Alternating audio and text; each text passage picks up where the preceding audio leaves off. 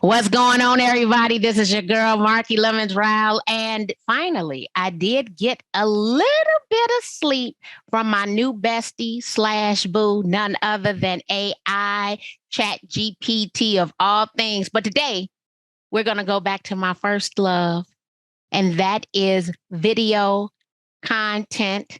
Because, woo, baby, if you create you some video content, you can really put Chat GPT to work.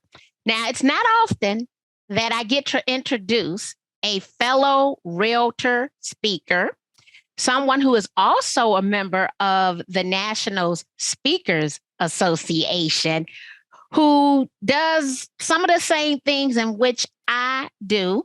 And when I received an email from him to be on the podcast that he's the host of, instantly, he doesn't know this, but I was real frantic. Okay, I was real frantic. I think I feel grown this week. Yes, I feel grown this week. None other than Robert Kennedy III. What's going on today? Hey, listen, here's how we do this, right? You know, we're speakers, and when we get into a room, we like to make an entrance, right? So yes. I just want you to do this again for me and just say, ladies and gentlemen, Robert Kennedy III. Okay. Ladies and gentlemen, I bring to you today, Robert Kennedy III.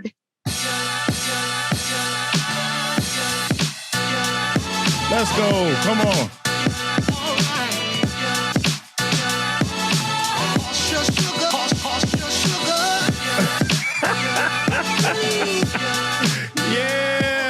Hold on. I got to get some Marky music in here. Hold on. Oh, you got to let me see if you know my music.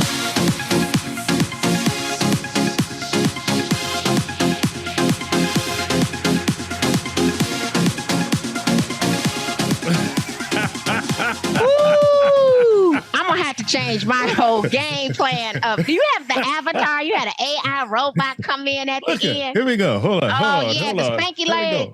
That looked like the spanky. Oh, yes. Do you control their dance movement? You make them do the dance you want them to do?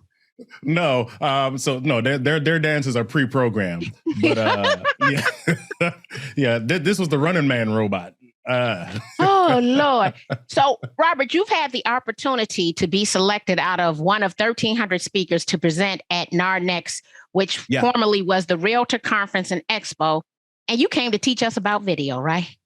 Yeah. So in NARNEX, I spoke about, there were two sessions I did. One was called Captivate Your Clients, and the other was called the Video Storytelling Formula, because I believe that when you have a framework, a model, a methodology, it makes your life just so much easier. And we've got too many people getting on video and just rambling and saying random stuff that doesn't convert, that doesn't engage, that doesn't connect.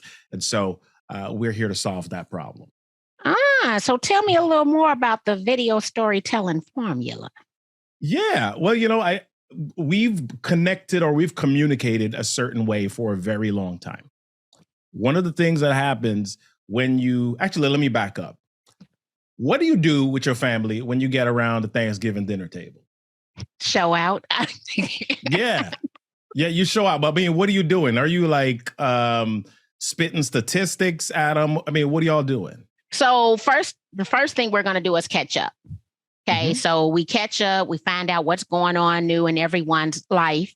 And then we show out. There's a little bragging that goes on in that. And we tell, the most fabulous thing that we've done and or our children have done since the last time that we saw one another. On an occasion, we do spit out stats in order to get a point across. Right. Yes. Right. But that's not where you start. Oh, yeah. So what I see with, and I'm going to use realtors specifically. I've seen a lot of realtor videos online, and here's how a lot of them start. Hi, my name is Robert. I'm a real estate agent. I represent the county of Prince George's, Maryland. And if you have a property in Prince George's County, Maryland, I would be glad to sell it for you because that's what I do. I'm a real estate agent and I sell stuff. And so I'm kind of like, okay. If I'm timing this, and that took 10 seconds, the majority of people are going to tune out by the time you get to second number 4, right? Maybe 3 seconds, because people really don't care about you.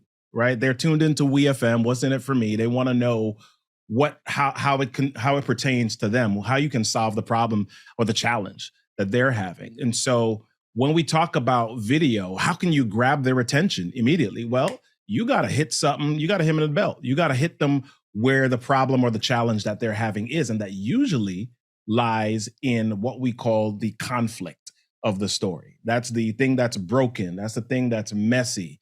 That's the thing that they want to fix. And so how the thing that they're having, I'll use an Ebonics term, the thing that they're all up in their feelings about. Right? So you got to get to the feelings. You got to get to the emotion of it first. That's where you start, instead of just telling them your name, and how many houses you sold in the last year. So I like the conflict and the feeling. So a conflict that we're seeing right now in today's real estate market is, of course, interest rates have gone up. And buyers today cannot afford what it was that they were looking at 12 months ago, right? Right. Because the interest rates went up, then the PI, principal and interest, now are higher, and they might not qualify for that home, which then means that sellers can't get what it is that they want to get for the house. So with that being said, I wouldn't come over and be like, well, hey, I'm your girl, Marky Lemons-Ryhal, keynote speaker, blah, blah, blah, blah, blah. How would we pivot that to a conflict introduction? Well, so you really lean into the feeling, right? So people aren't feeling a certain way that interest rates are going up. They're feeling a certain way about the effect that may have on their prospects for buying a home at that moment. So I might start out with, oh my gosh, are y'all trying to buy a house right now and you just freaked out by these interest rates? Right. So somebody's like, ooh, me, raise my hand. Right. That's the thing that you really want people to be able to do. So I might just simply ask a question, or I might state something ridiculous. Listen, these interest rates out here are tripping. Right. Right. If that was what my audience did, or that's how my audience spoke, that's how I might introduce my video, because that makes them say, yeah, oh my gosh, yeah, that's what I'm feeling about these interest rates. You might even not even lean into the interest rate. You might say, my gosh, I was trying to buy a house this year, or maybe you were thinking about buying a house this year, but now you're feeling like you ain't never gonna get a house. Because even if you're able to get approved for a mortgage, it's gonna be 3 times what you're paying now for rent. Anybody feel like that? Right. So you're starting to lean into the emotions, the feelings of people, because what happens is when people start speaking, when somebody starts to present information to you, your brain like literally goes through its Rolodex, right? It's like, right. Have I experienced this? Do I want to experience this? Do I not want to experience this? Your brain is looking to make these connections from the information to the emotion. And so you've got to be able to leverage that as a speaker, as a video content creator. Okay. So we got to lean into the conflict. Yep. What's the second part? So stories, ultimately, every story that you've ever heard in your life, every good story has like 4 main elements, right? It's got the conflict, it's got context, it's got characters, and it's got conclusion. So the context typically is what's happening in your audience's world right at that moment.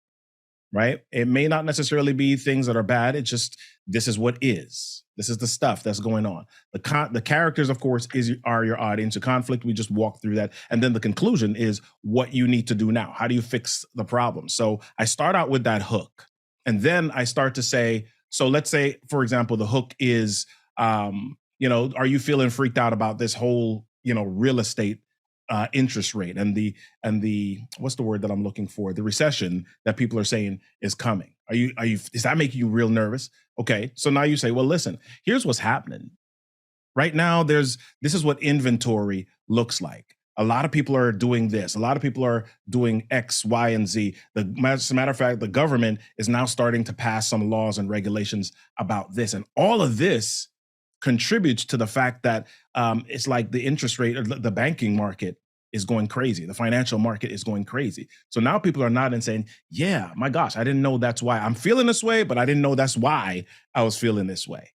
Right. So you've given them some context. And now you kind of say, well, listen, even if you're a little bit nervous, now is still a great time to buy a house. Here's why. right? And now you can kind of start to list out the conclusion. Now you can start to list out the steps of why it's a benefit to them now to do it rather than wait 5 years or 10 years. Excellent. One thing I joked about last week in class, I was out in New Mexico with the New Mexico Mortgage Lender Association. And I went back to 1994 at the age of 24 when I purchased my first building. It was 3 units with a garden apartment. And I told them the hottest interest rate of the year, 8.375. I said, that was the absolute best interest rate in 1994. But because I could afford it, right, I was all over that interest rate. I was thankful. I was elated to be 24. And today they call it house hacking. I was house hacking at 24. I was even more elated that I sold that building and made over $200,000 on that building before the age of 30. And so the 8.375 interest rate, which one would consider high today, was the greatest thing since sliced bread in 1994 on a special government. It was a special government interest rate at that time, right? Yeah. And I said, so today's interest rates really aren't high. And everybody in that room who was my age or older, who had the opportunity to buy at that time or before that time, realize that we've been talking about how high interest rates are right now when they're really not high in comparison. It's what it does to affordability, right? Because prices have gone up, therefore the PI is higher. So I like to tell a lot of stories. I want to ask you this question as a professional speaker, and I know that you've taken numerous classes on this. How do we open people to be willing to tell the story? Because it's like it's like a roadblock. Like, you telling people to tell you the story, tell me the story, and they still stuck on not giving up the story. So telling their personal stories as real estate agents, is that what you're getting at? Or tell me a little bit more. Tell the ability to share their personal stories or just to tell a story and details around any given situation that they've had the opportunity to experience.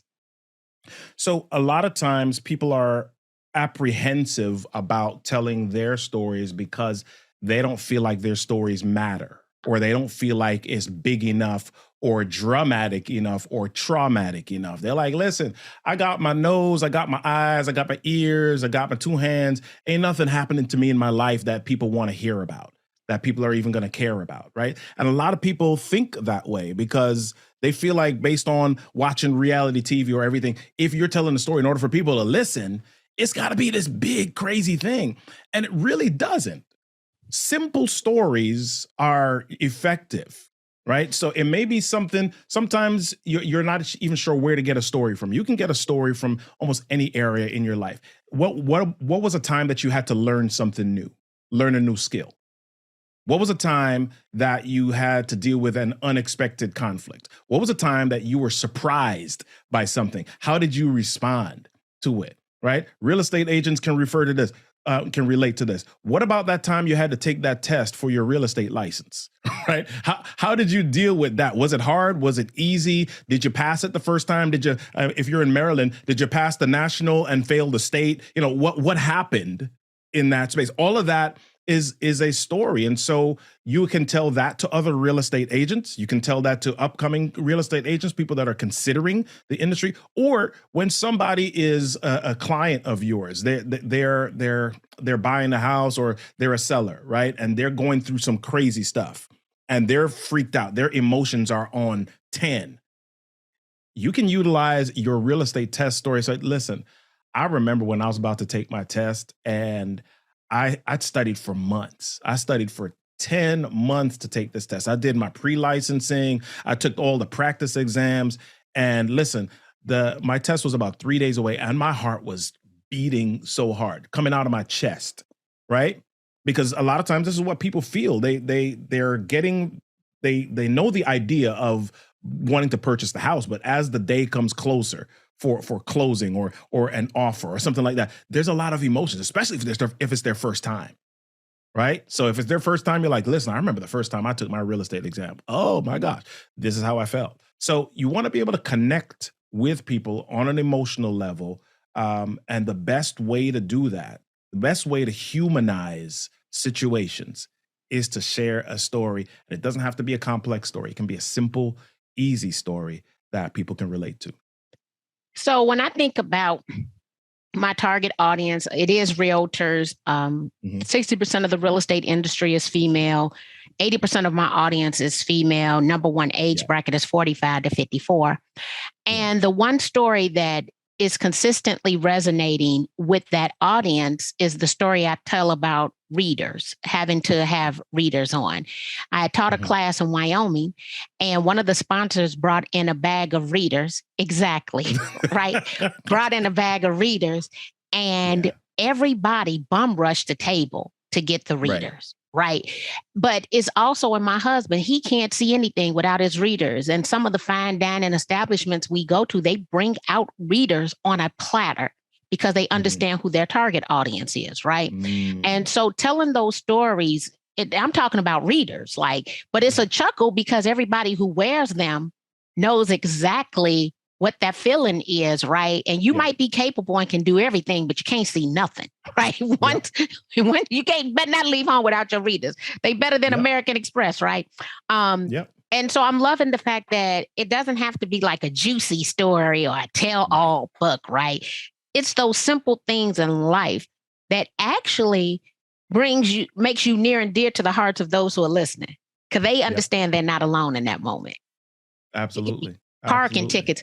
So give you an example. So last week, my son, he's 26, and I always get on him because he has these parking tickets. He's been on the boot list, everything. So one of my sorority sisters, she posted about it's no shame in the fact that I am on the payment plan with the city of Chicago because we just elected a mayor that was on the payment plan.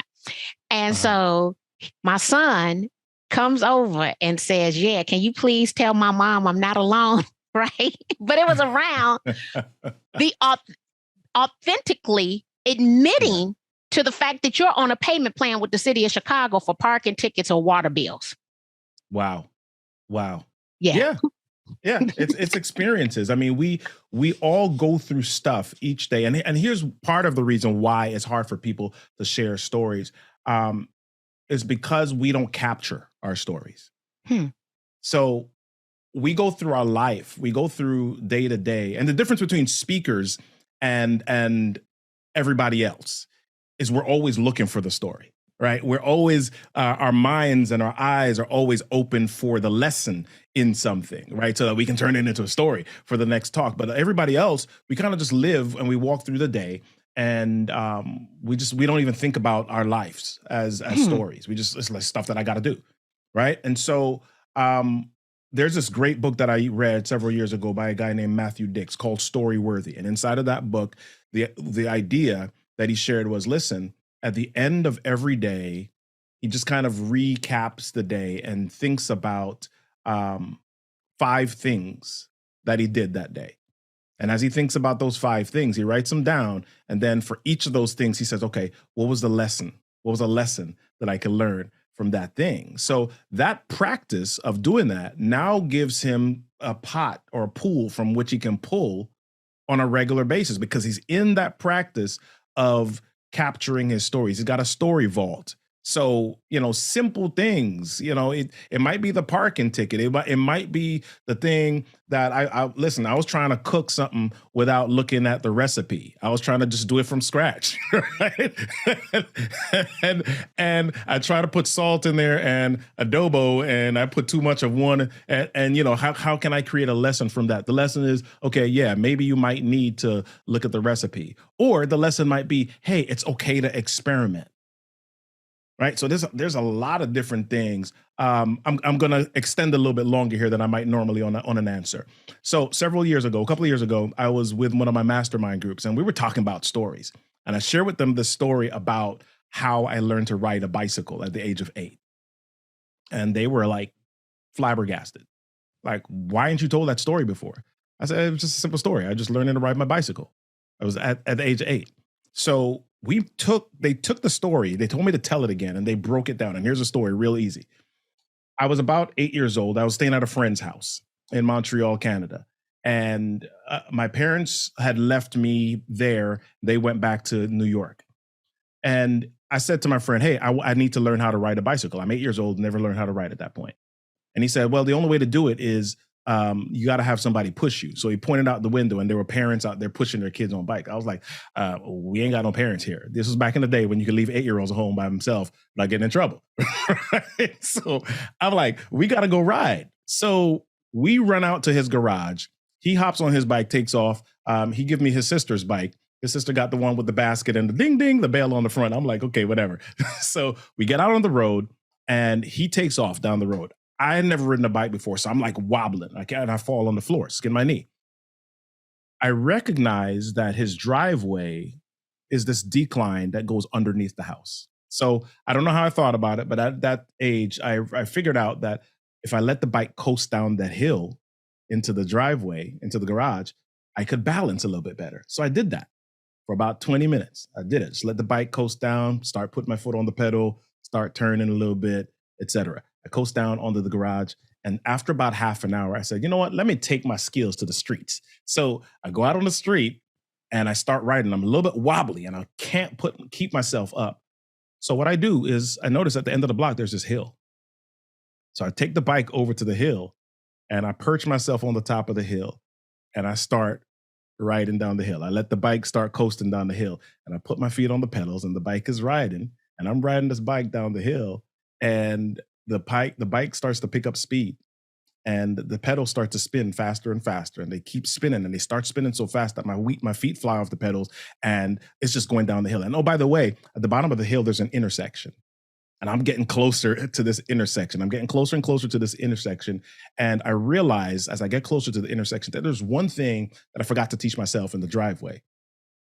How to brake. How to brake. Right? So we getting closer to this intersection and I notice on my left-hand side that there's a lawn. And so I take the bike and I just whip it to that lawn and I crash through this fence and there's mud and dirt and grass all over my face. And I look up at the hill, I see my friend at the top. He's like, oh my gosh. But I just raised my hands because I had just ridden my bike down this hill, right? So the lessons that we pulled out of there, I mean, we could spend an hour on this. We were like, if I'm presenting this to corporate, I could say, hey, have you ever felt like you've been on this project and it's just spinning out of control? Your feet flew off the pedals and you have no idea how you're going to make this thing work. And then you've got this deadline coming up and you have no idea how are you going to get it into that deadline safely and on time? So we're pulling all sorts of lessons. I mean, they took me back to the beginning. We pulled all of this, but it was a simple story about me learning to ride my bike, bicycle at the age of 8. I instantly started thinking about being properly trained, right? And my youngest son was 14 years old when he learned how to ride his bike. And I thought that he was too old. Everyone in his class was older than me. They had never learned how to ride the bike. And in the midst of the pandemic, it was on their to-do list. Wow. Yeah. So he was 14 and I think it empowered him. So that summer, he would ride his bike every single day, a couple of blocks around the house just to keep the skill set. But I felt like me and my husband both felt like bad parents because our child, did not know how to ride his bike. Like who doesn't teach their kid to ride their bike? And he in high school. So he now knows how to ride his bike. But that's a great story because there's so many things that you could pull out of that story. Yep. I could pull out, one of the things we pulled out was my friend told me that the way to learn to ride a bike was being pushed by your parents. And so do you believe gravity. What everybody tells you? Yeah. Right? Wow. Yeah, trying things, going down the hill on your own into the driveway, just figuring it out on your own. It was rich. It was so many different lessons. And I've told that story like dozens of times. And there's always something new that we pull out of it. So what is one of the leading reasons why real estate professionals should create video content, or better yet, consistently create video content? So back in the day when you wanted to get leads for real estate, one of the number one things that they would tell you to do is, farm your sphere of influence. Okay, that's the first thing. And the good thing about that is that these are people that know you, right? So they have some sense of who you are, they have some sense of your vibe, whether they can trust you, etc. But when you run out of your sphere of influence, what do you do next? You start trying to figure out the community. And so you start sending postcards and you start to do all of these different things. And what happens is you're sending people these flat, one-dimensional pieces of content or collateral that doesn't get them closer to you. They have no idea who you are. And if I were to base my decision on choosing a real estate agent on some of the pictures that I saw on the postal cards that come to my house, I'd be like, I'm not working with that person. They just look miserable, right? So if you are doing video content, it does several things. It allows you to showcase your personality so that people can then begin to find out a little bit more about who you are. That's one. The second thing it does is you can then begin to address actual questions that people have. It begins to position you as an expert in a specific space, right? People have these questions about real estate. You just talked about the interest rates and stuff going up, right? What's happening on the market? How is the market trending? What houses are selling in a specific area? Is there a specific style house that is selling in a certain area? What is the school system like in a specific space? You've got all sorts of stuff that you can talk about that people are asking questions about. So it positions you as an authority. And the other thing that it does is it really helps you practice that skill of communicating and connecting with people, right? I don't know how many people get freaked out by doing listing presentations, or you got to do a first-time home buyer seminar. You're like, my gosh, you're doing video. That's a lower pressure scenario, and you can begin to do that. And that the more that you do it, you begin to practice how you connect and how you communicate with people without having the feedback of seeing people's faces right in front of you and getting nervous because of that. So those are three quick reasons that I think every real estate agent should be leveraging video. So 3 reasons why we should leverage videos. And then earlier we talked about every video should have conflict, context, characters, and a conclusion. And one more C. One more C. One more C. We didn't say it. That last C is call to action.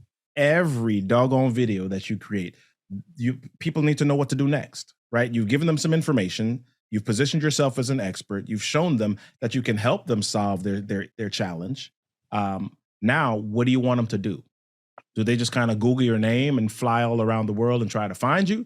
Or do you want to direct them to a specific place? Do you want to have them download something? Do you want to have them click a specific link? Do you want to have them text you? Do you want to have them call you? What is it that you want them to do? Call to action. Got to have that. Call to action. So how would one do business with you in order for you to help them create more videos, but more importantly, engaging videos that will draw people close to them? So 2 things. Number one, you can go to get in touch with rk3.com, and all of the resources, a lot of the resources that we have are there. All my socials are there, and you can reach out there. The other thing is that regularly we do these challenges called the Video Storytelling Challenge. So if you go to videostorytellingchallenge.com, we'll walk you through what stories connect. We'll walk you through how you can get yourself set up easily so that you can begin filming your videos right away without having to purchase a whole lot of expensive equipment. And we also share with you what types of things really connect with your audience the best, and how you can really do that easily. So hook up with us, hook up with me on I shouldn't say hook up with me. That sounds a little bit sketchy. Yes, go to videostorytellingchallenge.com. Excellent. I appreciate you for being here, for sharing your knowledge, for engaging in the way in which you tell others to engage. Everyone, I'm telling you now, video isn't going anywhere. And now that we look at AI and Chat GPT, there are numerous more ways that you can repurpose your video content through audio, through text transcription, but it still starts with one video.